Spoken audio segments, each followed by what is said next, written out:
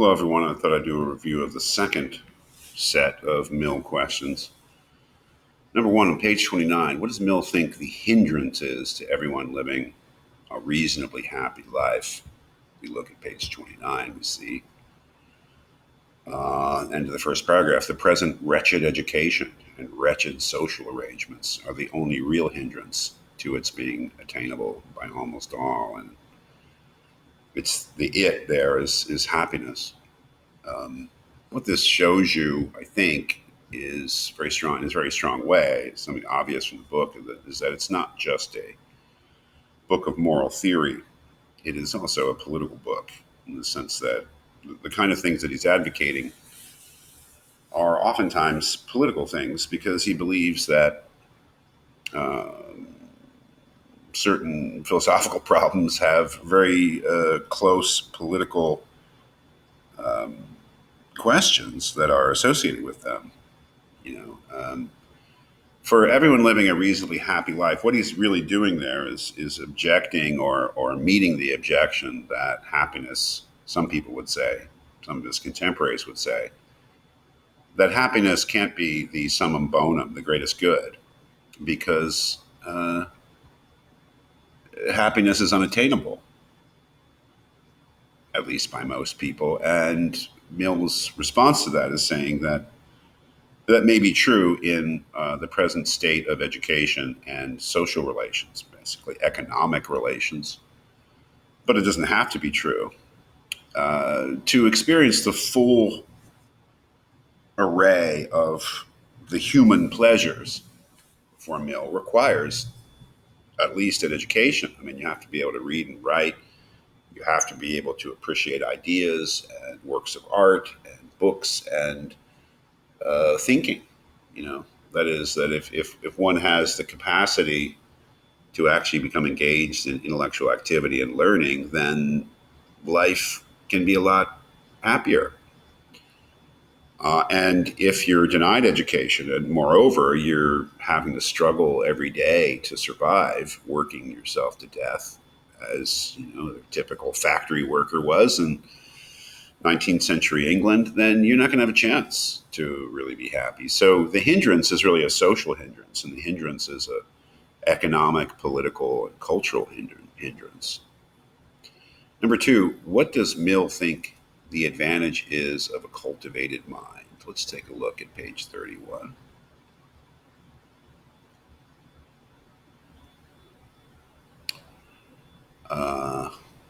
Yeah. Next to selfishness, the principal cause which makes life unsatisfactory is want of mental cultivation. A cultivated mind, I do not mean that of a philosopher, but any mind to which the fountains of knowledge have been opened, and which has been taught in any tolerable degree to exercise its faculties, finds sources of inexhaustible interest in all that surrounds it, in the objects of nature, the achievements of art, the imaginations of poetry, the incidents of history, the ways of mankind past and present, and their prospects in the future. Basically, saying that a cultivated mind, having an education, being aware of the world in being aware of the products of culture, the great questions of history, science, politics, theology, that these add to the interest and pleasures of life and can make you happier. Believe it or not, it's why you're taking this class, right? This is part of your liberal education. You know, the idea is that college is not just supposed to be a training for somebody's future job, however much the business school would like to take over the whole school. Um, I mean, everybody, I guess, wants to take over that. I mean, I would like the philosophy department to take over the whole school, so I'm no different. But the idea of a liberal education is that you are developing your mind, your sensibilities. If you can read Shakespeare and understand a Shakespeare play, if you attend it, that you have one little bit more of a possibility of enjoyment and pleasure, and yes, happiness than if you can't. If you can speak and read the literature of a different language, you have a whole world opened up to you of new experience. So it's really that he's talking about. And of course, it relates to what he's saying about education in the subject of question 1. Number 3, Mill thinks that individuals are ready to sacrifice their happiness. That is, even though happiness is the good that we all pursue, we are willing to sacrifice our happiness, to be unhappy, but not for its own sake. That's his big point, is that if we were to sacrifice our own happiness for its own sake, then he says that would be irrational. People are willing to sacrifice their own happiness, but for what purpose do they do it? To promote the happiness of others. So that's the big point there, is that altruism is not for its own sake. It's giving up your own happiness is not for its own sake. It's for the sake of promoting other people's happiness or avoiding their unhappiness.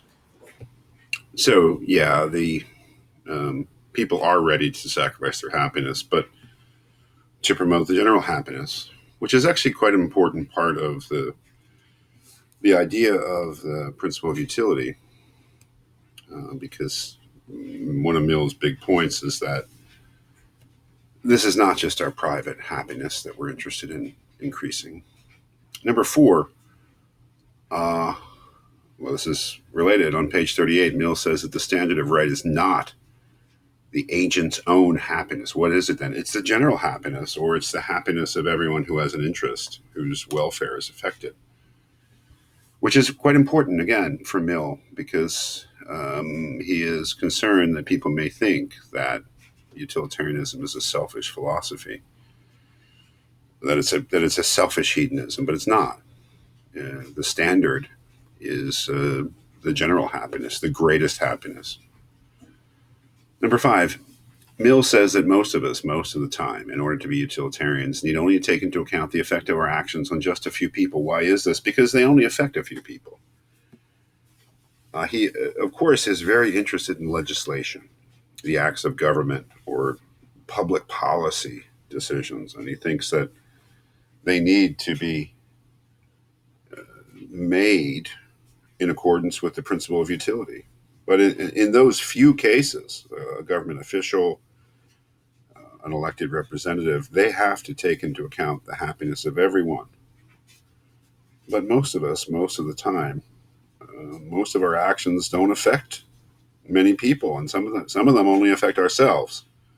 So it's quite important, I don't think Mill emphasizes this enough, that we have to, when we are applying the principle of utility, we have to think whose interests are actually at stake here. It's quite important. But most of the time, those interests are of a very few people. Number 6, Mill makes an important distinction between estimating the worth of an action. I should say worth of an action, not worth and an action, and estimating the worth of a person. For Mill, does the fact that an action is done by a certain sort of person matter when we are estimating its moral worth? Well, estimating the worth of a person and estimating the worth of an action, that may give you a sense of where Kant and Mill are really thinking differently, because I think a lot of what Kant says, Mill would accept. That is, when Kant says that an action's worth is determined by its intention, and that intention should be a recognition of duty, I don't think that Mill would really have a problem with that, as long as we're talking about how those things affect the way that we esteem a person.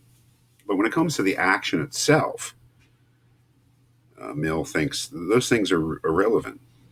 That is, does the fact that an action is done by a certain sort of person matter when we're estimating the action's worth? The answer to that is no for Mill. An action's moral worth is totally determined by its consequences. That is why utilitarianism is a form of consequentialism.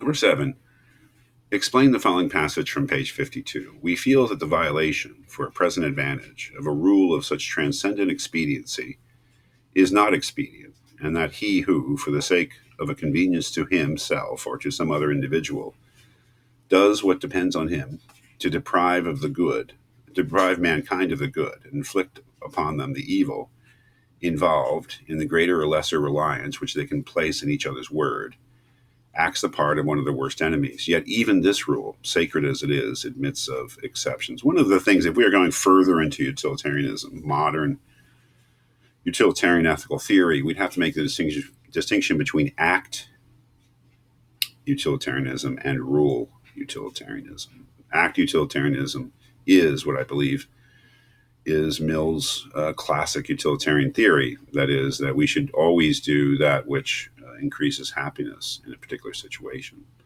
Rule utilitarianism is the idea that we should always follow the rule that, in general, on the whole, increases happiness. Here, Mill is really talking about that. He's talking about lying. And he recognizes that lying, in general, has bad effects, and that we shouldn't do it, therefore. So that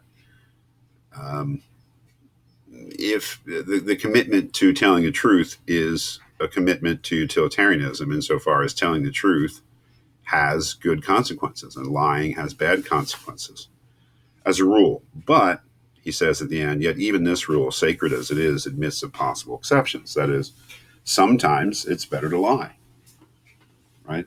I mean, the classic case is if you're hiding the people in your basement who are being pursued by the Nazis, and they come to your door and say, do you have people in your basement who are looking for?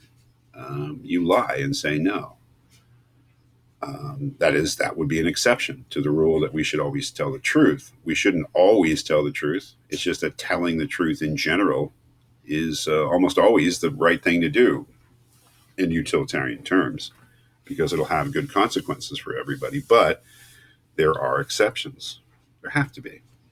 Is it compatible with Kant? No, it's not compatible with Kant. That is, if the categorical imperatives tell us to do a certain thing, then it's exceptionless. So Mill will go part of the way with Kant, but not the whole way. On pages 53 and 54, Mill says, the answer to the objection is that there has been ample time, namely the whole past duration of the human species. During all that time, mankind have been learning by experience the tendencies of actions. What is the objection Mill is answering here? The objection is to the practicability, practicability of the utilitarian method. That is, if we're supposed to do that which will increase happiness, we don't know. The objection says, what will increase happiness? We don't know. Kant would certainly say this. That's unpredictable. So it would take too much time to figure out what to do on that basis, because we'd have to figure out whether our actions will really increase happiness or whether they really decrease happiness. So it's actually, I think, a pretty serious objection, but Mill's answers here is pretty interesting. He's saying, well, the answer to what will increase happiness is the answers that human beings, the human species, has come up with in the whole of its existence. Right? If you come up with a method of increasing the nutritive value of food, that's going to be good, because human beings, they need better nutrients. If you come up with a way of preventing tooth decay by putting fluoride in the water, that's good. I mean, so we have the experience of the whole history of the human species to give us a pretty good idea, in any case, what will promote happiness and what will detract from it. Number 9, what is Mill asking about when he asks about the sanction of the principle of utility? Asking what the sanction of the principle of utility is. The sanction is what gives it its authority and force over me. Right? What is it that obliges me? How does the principle oblige me? How does it have some kind of authoritative force over me? That's what the sanction means. And number 10, what is Mill's ultimate answer as to the sanction of the principle of utility? It's subjective feeling. And really, the principle of utility should be seen here in the aspect of the greatest happiness. What is it that obliges me to do what is good for everyone rather than just do what is good for myself. What gives it that authority? We know in Kant it's the authority of the moral law. But in Mill, he says there are external sanctions. That is, if we do things which are selfish and which hurt others, we will be punished for it, either directly by the law or by social ostracism and disapproval. Those are the external sanctions, some of them. The internal sanction, that is, what in me, despite those external things, what in me makes me feel obliged to do what is good for everybody is a subjective feeling. Ultimately, it rests on a subjective feeling in me. I either have it or I don't. That is, I either care about other people or I don't. Right? I mean, okay, you have to get rid of some paint or some batteries or other, toxic or dangerous things. I mean, if you just throw them in the trash, you know that that's not good for everybody, right? If you have a subjective feeling for the good of the planet or the good of other people, you're going to dispose of them properly. But that depends upon that subjective feeling being there, like having a social consciousness, I mean, but that's a matter of education and the cultivation of feelings. This is why Mill says it's so important that people, especially in a democracy, become educated and develop their sense of knowledge of the world and their caring about other people. Number 11, according to what Mill says in chapter 4, is it natural for human beings to want the happiness of others? Yes and no. No, in the sense that we can't rely upon some inborn moral feeling that's just there. Yes, in the sense that it's natural for people to develop that feeling. You can ask whether is it natural for human beings to speak a language? Well, they're not born being able to speak language, but they're born with the capacity to learn. You could say that maybe we're not born with a feeling of care and for other people's welfare, but we can certainly develop it in a sort of natural way. Is it natural for people to do mathematics, to learn algebra, to know algebra? We're not born knowing it, but we're born with the capacity, the natural capacity to develop it. So the answer is yes and no. But certainly he believes that his moral philosophy is probably the one that's most harmonious with human nature insofar as it's natural for us to develop in a utilitarian way our moral feelings.